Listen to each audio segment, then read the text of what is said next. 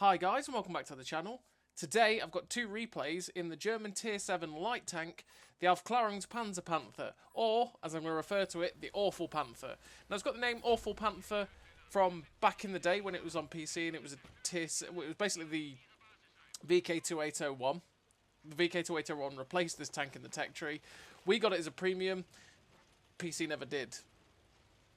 Is what it is. And we've got it in the Awful Panther. Yeah, the Awful Panther is a beast. There is no other way of describing it. It's a beast. And the thing is, it's a medium in light tank's clothing. That's the best way to describe playing this tank. It's a medium tank. Don't think this tank's a light tank and you should be charging forward to go spot with aggressive spotting runs and stuff like that. Take aggressive positions that you would in a medium tank, like I'm here on Mali. But play it like a medium tank. Look at the name, Awful Panther. I just play it like a panther. That's essentially the way I play it. I play it like a better panther. I always thought this tank was better than the standard panther tank at being a medium, because it had, you know, fairly similar alpha, way better reload. The gun was just as accurate, it just had less pen. But it had light tank camo on the move and stuff like that. Because the camo was also better than a panther, so, because it's, you know, it's a light tank. It can't do much of what a lot of light tanks do, which is why I say, just if you play this tank, don't play it like a light tank. Play it like a medium, and you'll have great results in it. Now, 6.0 actually happened and made this tank even better, because with 6.0, you made the gun reload even better, they made the accuracy even better on this tank, and it meant you could try out meme builds a little bit better as well. And I actually do meme with this tank, and like I run a spore liner, I run a spore liner and optics. And yeah, optics because obviously view range, light tank, make it better. Rammer because DPM, better. I mean, you see, we've got 2.5 second reload. It's mad how quick this tank fires. And yeah, spore liner because this thing's very heavy for a light tank. Like I say, it's pretty much a panther, but with a tiny turret. And this weird 75mm gun that is really good. And you can just have so much fun with it, and you can do some pretty memey rams too. So yeah, the Awful Panther. Why have we got a video on this tank? Well, because you can earn it in the June earn up, and it's the staged earn up where you do 4 weeks. You got 4 challenges in 4 weeks. On week 3, you can earn it by doing the things that are on your screen. Deal 1,000 damage for stage 2 15 times. Deal 50,000 more damage in any number of battles for stage 3, and you know the stage 1's always easy to do. That's for week 3, which is when you can earn this tank on week 3, having completed weeks 1 and 2 as well. I actually don't know if you can do it concurrently, so like if you miss out on weeks 1 and 2, they're just there to do as well, and it's just they become available. Who knows? I don't know. But yeah, week 3 is when you're going to be able to earn this tank, so probably next week, I believe, from when this video is released. Yeah, and you're going to be earning a damn fun light tank. And I'm not going to call it a little light tank because it's a big light tank. It's a big fat panther, and it can ram things really well. It's just such a fun tank.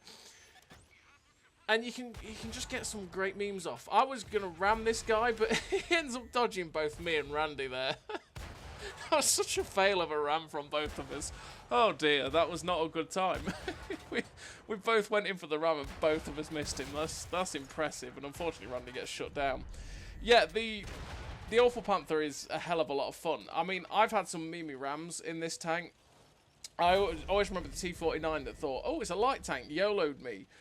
Head on, thought, oh, I'm going to pen it with a derp gun. He missed point blank, and we both hit each other at full tilt. Obviously, I controlled impact and the spore liner. He took only 100, I think it was 150, 160 damage of my health. He only took 160 of my health off him. I took over 900 of his. Oh, it was the most beautiful ram. I remember those days. They were a lot of fun. So in terms of a crew, on the Awful Panther, what do I run? Well, I run Born Leader, Rapid Reload, Sixth Sense, Trap Mechanics, Situational Awareness, Steady Aim, Snapshot, Run and Gun, and Camouflage Expertise. Now, I do run Camouflage Expertise because it doesn't have that much camo for a light tank, but it still is a light tank, and it does have decent camo compared to a lot of other tanks. So I do make that sure that's better, so that, you know, I can stay unspotted for longer, and when you stay unspotted for longer and you get this tank into good flanking positions, you can get good shots off and not get spotted and killed. But I have also been changing that crew up a little bit here and there as well. And like I say, I've dropped Snapshot quite a few times to run Controlled Impact, so that I can have the Controlled Impact. And like I say, with the equipment rammer stabs and the spore liner, I can have that peak ramming potential, and you can just have some utter memes. If you don't want to set it up for memes ramming, I would just say just put vents on, have the rammer vents and optics, and then have, like I say, the snapshot crew that you've just seen. That's probably the best way to run the tank.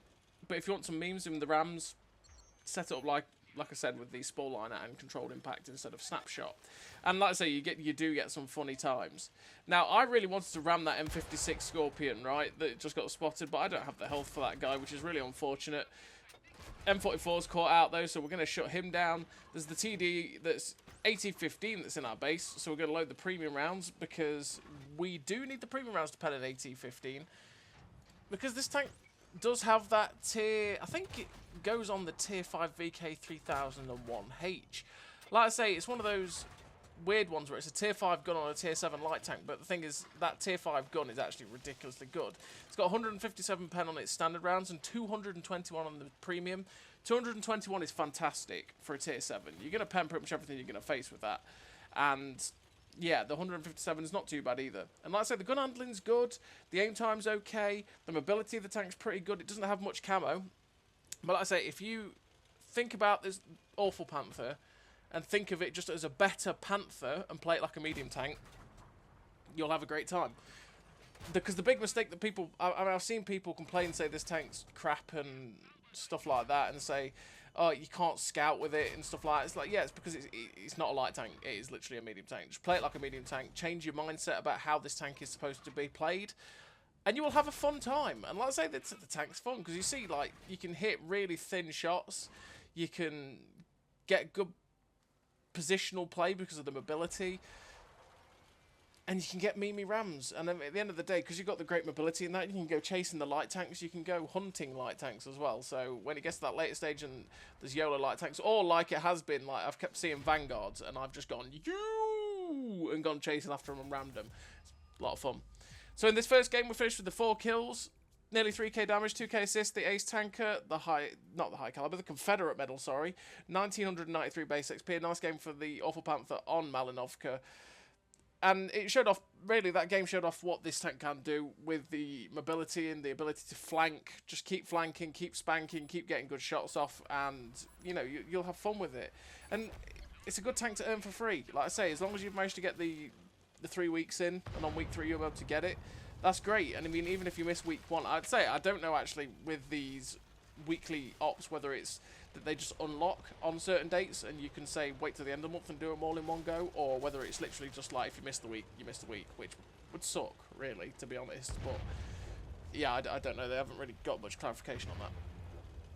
So the second game, we're on Heilbronn. Heilbronn is a map that I dislike a lot, and it's not because the map's that bad. It's because the way people play it is shocking at times. But fortunately enough, we've got team destruction, which means the spawns are fine. Because Heilbronn's one of those maps that I hate when I hate seeing and I hate getting, because if you spawn on the same spawn that I just had, but you have the normal standard battle and you spawn, you know, your team's at B8, the cap or whatever, everyone just goes and sits on the hill at B7 or B0 and doesn't move. And then you take this position here that we've taken is a very, very good position. It's a position that should be fought over quite a lot. And then because you just go here, look at your map and go, oh crap, they're all there. And then everyone just, well, their team just has free reign over you because you've got no cover. No one to look after you when you get shot at. And it ends badly. And that happens 90% of games, which is really annoying. And the sad thing is, it's like, well, what do I do to avoid that? Well, the only thing I can do is either go camp on the same position that they do at B8, B78, B90, or go to a position which is sort of pretty horrible along the 0 line, because the 0 line is not the greatest place to fight in the universe. And it's just kind of frustrating when you get this map and you see teams making those mistakes.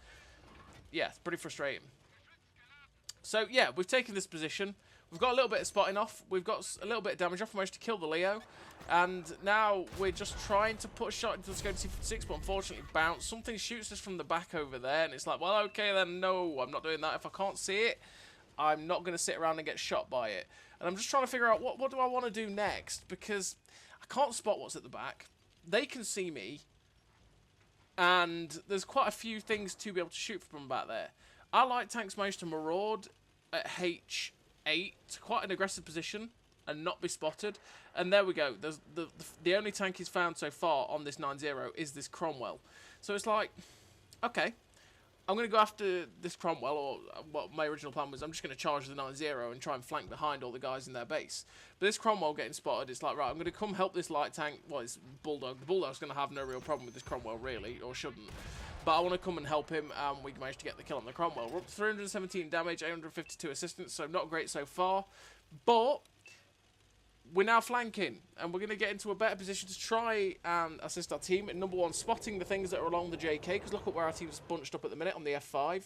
They will be getting out spotted and outshot, and by going here, we can spot people like this T-78, get spotting on them, get shots into them, and well, stop them attacking our guys on the hill, and maybe our guys might move forward, which is always helpful. So that T-78's gone. Now I want to move into a position to get a shot into the back of this Indian Panzer. I've spotted the TD and the light tank and the artillery. It's like, well, you can't ignore the arty, can you? We're going for the drive wheel to make sure that if this arty realises he's not going to move. We shot him down, or we didn't get to shut him down, but we got his health all the way down. We managed to shut the T-37 down. Then we got this Skoda T-56, which we cannot pen with the standard rounds. It's just something that's a pain to pen. So we start slamming the shots in. I'm thinking, wait, he never reacted to me. I'm fine, right? He's not going to get a shot into me. But yeah, no, he was actually loaded. So he got a big shot into us. Made a mistake there, lost a lot of hit points unnecessarily. But I kind of thought, oh, no, he's not loaded. This Iron Rain isn't looking at us, and it's like, well, I like ramming. So ram memes. Yep. Big rams. Couldn't kill it in one shot. If he turned around to face me, it was going to end badly. So it's like, ram him for 600. It's fine, not taking any damage myself. Lucky that the Skoda T-56 didn't finish us off. Very lucky, in fact, to be perfectly honest, because he could have quite easily done it. We pulled that too far. Well, we just pushed that Iron Rain out so far that it was like, I'm now in front of this guy. That's kind of awkward, isn't it? But now that Skoda's, preoccupied, so it's like, well, this is free damage. Let's start pumping the shots in, and he's got, well, he's given us his flat side, which is great, and we get quite a few shots into him. Unfortunately, we couldn't get any more into him, but he gets shut down, but that's a good thing. We're up to 2.5k damage, 1200 assistance, and now we spot this King Tiger is in the town, or in the area at E3. He's my next target. I'm thinking, right, how can I get there? Well, I can get to the bridge, get side streets, get the shots in on this side. We'll be fine. Because we know where both of them are now. There's 2 heavy tanks left. There's the guy, like I say, the King Tiger, where we know where he is. And then the A1 heavy tank as well. So I know it's safe to go into this. I say it's safe. It's not really that safe, because we're going against a tank that can shoot us and kill us in one shot with the HP we've got. And it only takes a snapshot. But we know that we're not going to be surprised by anyone else. We load the standard AP, because I know I'm probably going to get his side, which I can pen. So we come around the corner. It's like, hello, friend. Unfortunately missed, but he hasn't reacted to us, so we get a shot into him. And I was thinking at that moment, like, oh my god, did I just hammer-rack him for 520? No, he got hit by someone else for like 400, and we killed him for about 30 or something like that. But he's gone. There's one tank left. It's this KB4 again, which we're not going to pen with the standard round. So we've got the premium to shoot him even in the side. And this is what you would call a free farm. He's got tracked up in place. We tracked him, which is wonderful. And now we're just going to keep hitting the drive wheel and keeping him pinned in place. And we end up getting a nice amount of damage off of that guy. It was a great little farm at the end. And we finished the game with a nice little total for the Awful Panther, which isn't really that awful. And we finished with 5 kills, 3.1k damage, 2.3k assist. The Kamikaze medal for ramming something higher tier than us. Ace Tanker, 2.1k base. And yeah, a really nice game for the Awful Panther. And like I say, the Awful Panther isn't awful. It's a great tank. Play it like a medium tank, and you can't go wrong. That's the best way about it. Don't worry as much about your camo. Go ramming, go have fun. It's a great little tank. So as always, everybody, thank you very much for watching. I'll see you next time.